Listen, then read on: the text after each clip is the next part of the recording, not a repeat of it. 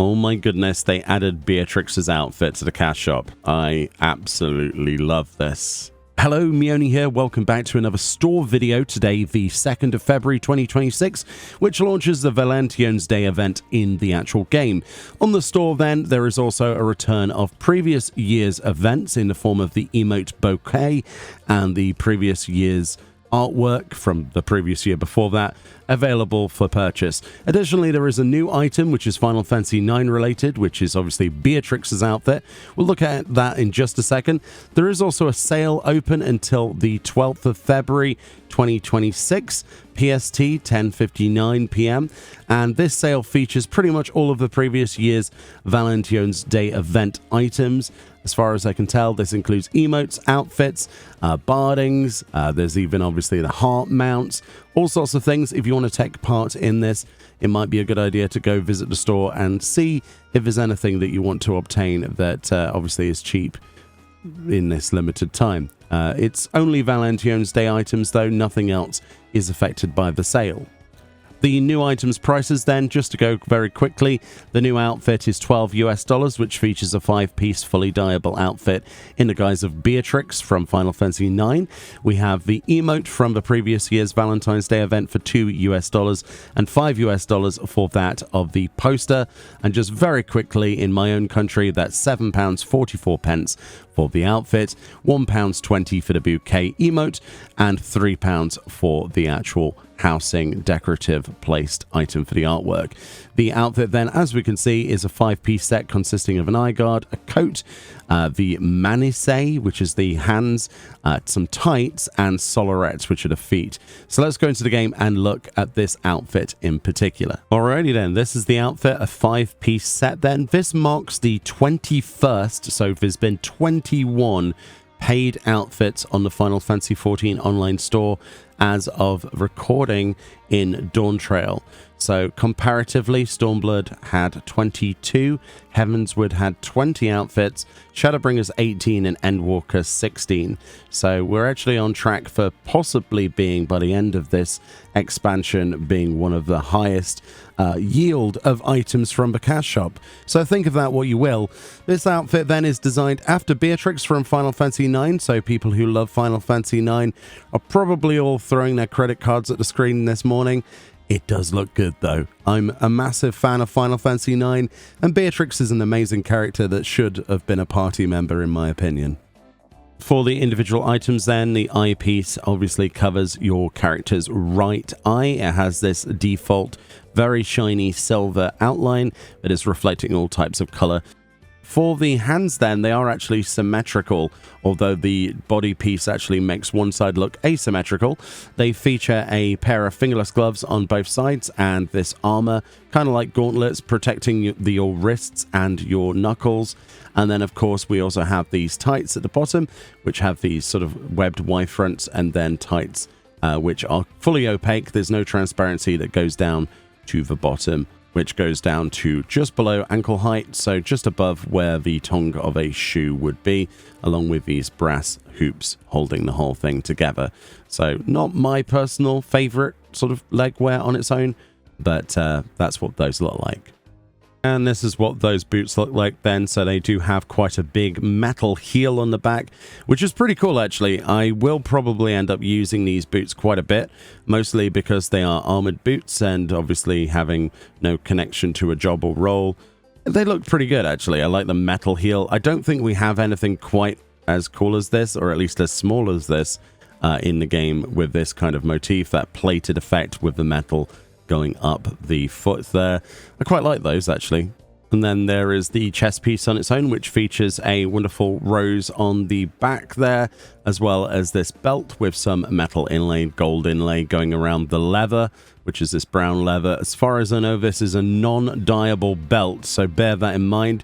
It does look quite unassuming on its own. It does remind me of quite a lot of robes and other outfits we've had in the past, but it is kind of nearly one-to-one of what Beatrix would wear from Final Fantasy IX, so it is what it is. You'll also notice that the thing that makes the gauntlets asymmetric is part of the body the actual body piece is this gauntlet section on the right side for your elbow, which does not feature on the left hand of your character.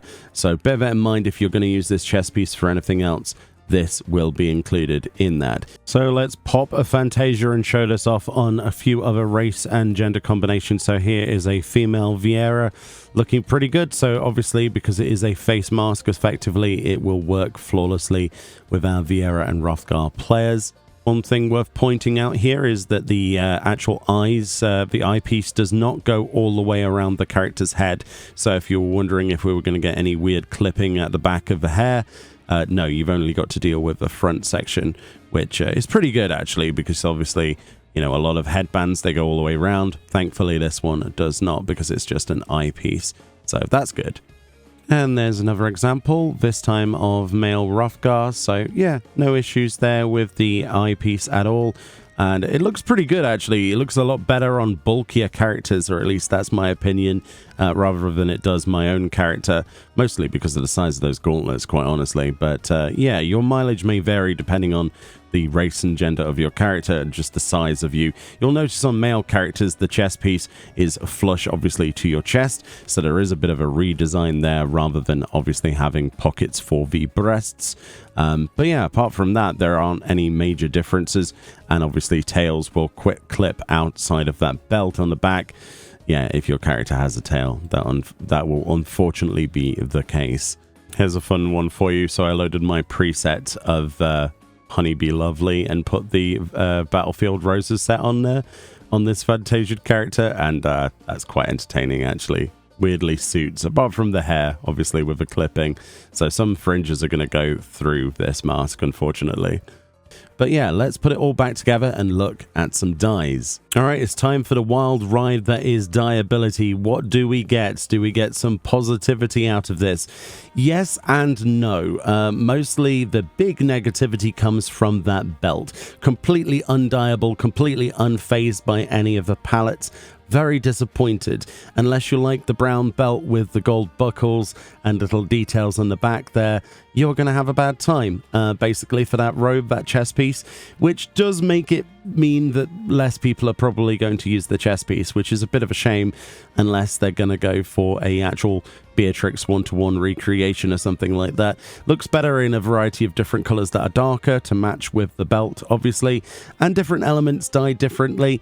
The legs there with the tights, with the secondary palette being those little tassels tying around with a brass hoop at the bottom near the ankle.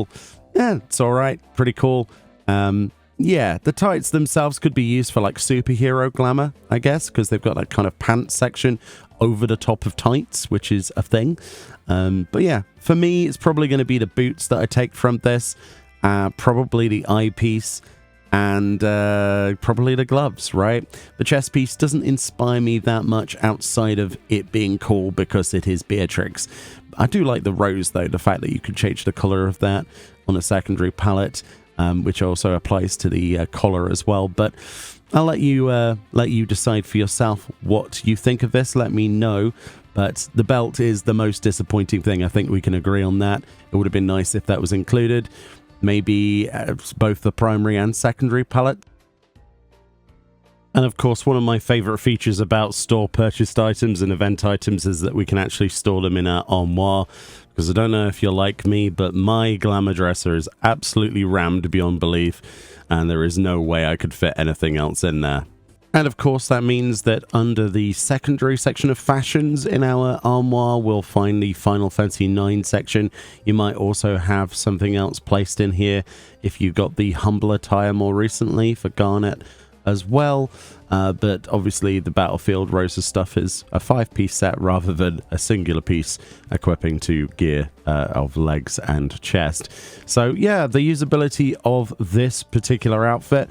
And the age-old question, does it work with the Dawntrail's ruffled skirt? No, it doesn't, because this robe obviously doesn't open enough and doesn't give enough room, so you end up with just tights. But this, can be useful. But yeah, unfortunately, anything that's sort of heavily detailed around the waist will get clipped off, even if you've got belts, for example, on the Isle farmhands. So yeah, there is obviously a little bit of culling in play there, which sometimes can be used to advantage, but I thought it was good to demonstrate that in general. But yeah, depending on what you want to go for, obviously things are gonna look pretty good or pretty bad, depending. And with those Battlefield Roses Solarettes, I'd probably match them with stuff like the Late Elegant Bottoms of Striking, dye the secondary palette of the actual shoes, which is the sock section, which is normally red, to something like a silver, and then match that to some other gear. Obviously, if you've got some tank gear, this is going to probably look better. Fending stuff is going to probably be your best bet with this, but there are going to be some interesting combinations that you can pull off, especially with those. But if you want those metal heels, which, I mean, why wouldn't you want metal heels? Those look pretty good. I can imagine a lot of people combining this with some Dragoon pieces, quite honestly, as an alternative type of footwear that doesn't take up the entirety of the ankle and works better with stuff like the Cloud Dark pieces, where you've actually got a tiny gap, which clearly provides you with more of the leg piece, and sometimes in its entirety, than on other boots that would take up some of this space and probably turn off some of those extra details. All in all, it's not a bad looking set, and of course, you know, being somebody who likes Final Fantasy IX, this is right up my alleyway personally. But let me know what you think about this, what your use case scenario might be for this, and how disappointed you are that the belt isn't dyeable. Anyway, much love, more videos on the way, and I'll see you all next time. Bye-bye.